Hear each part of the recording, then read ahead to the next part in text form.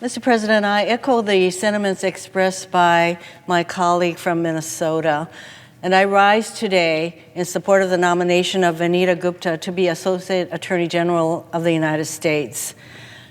Today, I am focusing my remarks on Ms. Gupta, but I will have some words of support for Kristen Clark later. For 4 years, Donald Trump treated the Justice Department like his personal law firm. He ordered that the department's attorneys drop charges or reduce sentencing recommendations against his friends and cronies. He ordered investigations and prosecutions against his political enemies.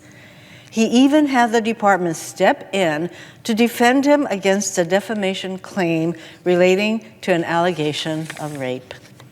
By the end of the Trump administration, the Justice Department's reputation was tarnished, and the morale of its employees was lower than at any point since Watergate.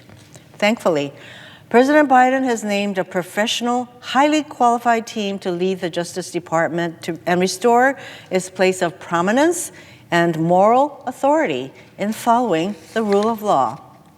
It is significant that the Senate confirmed Merrick Garland as Attorney General and will shortly confirm Lisa Monaco as Deputy Attorney General with strong bipartisan support.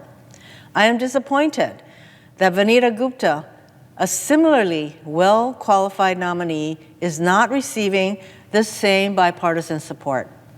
A few weeks ago, I sat in the Judiciary Committee for nearly 2 hours listening to my Republican colleagues smear Ms. Gupta with lies about her record. Lies like that she wants to decriminalize all drugs, that she wants to defund the police, that she is somehow responsible for the production of crystal meth in Mexico. When Chair Durbin finally called for a vote, not a single Republican supported Ms. Gupta's nomination. As I sat there listening to these lies and smears, I asked myself a question. I'm still pondering that question today. What exactly are Republicans afraid of? Unlike many of President Trump's nominees, Vanita Gupta is actually qualified to help lead the Justice Department. Throughout her career, Ms. Gupta has shown the strategic acumen, dogged determination, and coalition-building skills necessary to navigate the challenges facing our country. As a young attorney with the ACLU, she worked to exonerate 38 wrongfully convicted men and women in Tulsa, Texas. Mostly people of color, these individuals have been convicted of drug crimes based on the testimony of a single undercover police officer and sentenced to prison for periods of up to 434 years. Ms. Gupta was able to show that the officer was racially biased and had a reputation for dishonesty. She demonstrated that he falsified reports and misidentified defendants. In light of this evidence, the court found that the officer, quote, may be the most devious, non-responsive law enforcement witness this court has witnessed in 25 years on the bench in Texas, end quote. The case was so compelling that then Texas Governor Rick Perry pardoned 35 of the defendants. It was such a miscarriage of justice that those pardoned individuals ultimately received a $6 million settlement. Ms. Gupta later went on to lead the Justice Department's Civil Rights Division. In this role, she stood up for the rights of transgender students and prisoners, fought discrimination against service members, and defended the right to vote.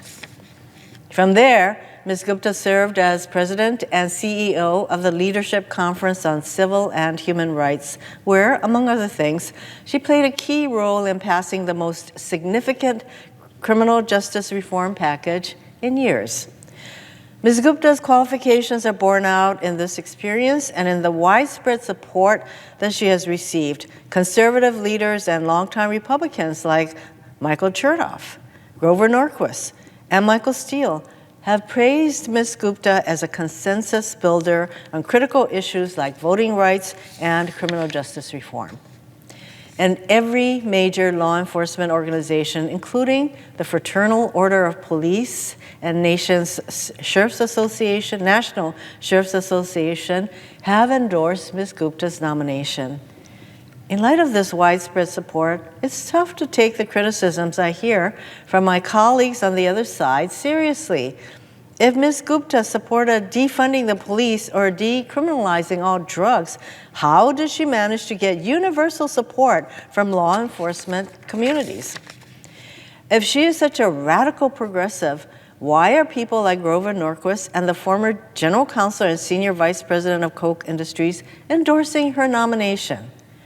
Republican criticism of Ms. Gupta is also hard to take seriously after they spent the past 4 years, I was there, pushing through some DOJ and judicial nominees who were either wholly unqualified, openly supported disenfranchisement of Black Americans, or were even credibly accused of sexual assault.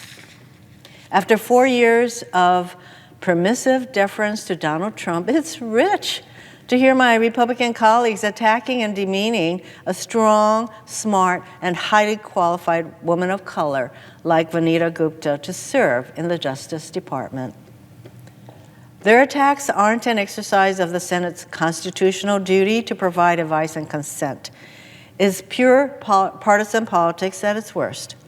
President Biden nominated Vanita Gupta to serve as Associate Attorney General because she is the best person for the job, and the Senate should confirm her without further delay. Mr. President, I yield the floor.